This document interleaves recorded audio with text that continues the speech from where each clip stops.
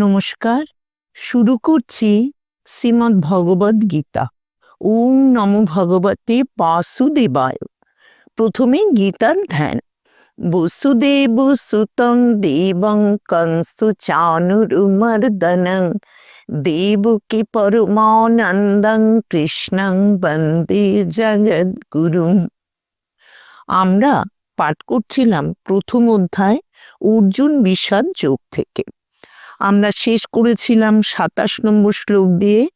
আজকে শুরু করব ২৮ নম্বর শ্লোক থেকে।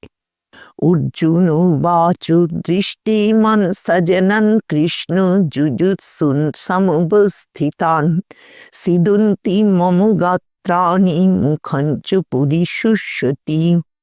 শব্দার্থ: অর্জুন উবাচ, হে কৃষ্ণ, যুযুৎসুন যুদ্ধে ইচ্ছুক, ইমান সজনান এই সকল আত্মীয় স্বজনকে, সমবস্থিতান সম্মুখে অবস্থিত, দৃষ্টা দেখিয়া, মম গাত্রাণি সিদন্তি আমার শরীর অবসন্ন হইতেছে, মুখঞ্চ পরিশুষ্যতি মুখ শুষ্ক হইতেছে।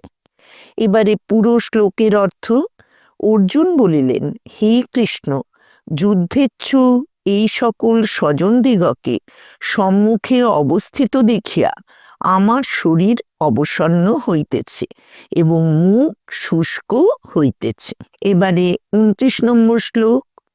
বেপথুশ্চ শরীর ইমে রোমহর্ষশ্চ জায়তে গান্ডিবং স্রংসতি হস্তাৎ ত্বক চৈব পরিদচ্ছতি।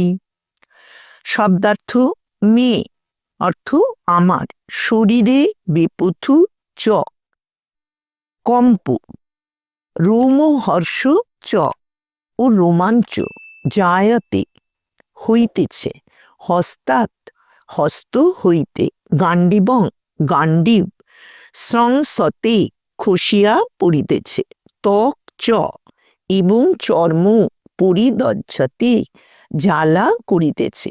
এবার পুরো শ্লোকের অর্থ। আমার শরীরে কম্প ও রোমাঞ্চ হইতেছে, হস্ত হইতে গান্ডিব খসিয়া পড়িতেছে এবং চর্ম জ্বালা করিতেছে। এবারে ৩০ নম্বর শ্লোক।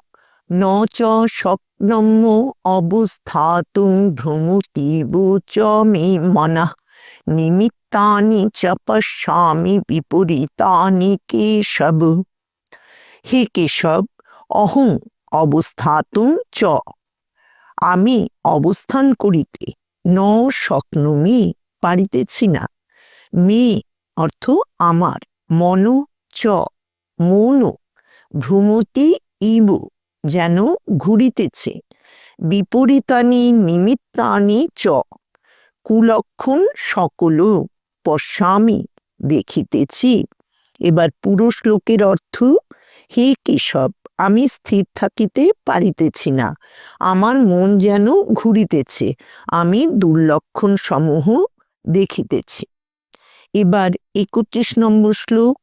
ন চ শ্রেয় অনুপশ্যামি হত্বা সজন মাহবে ন কাঙ্ক্ষে বিজয়ং কৃষ্ণ ন চ রাজ্যং সুখানি চ।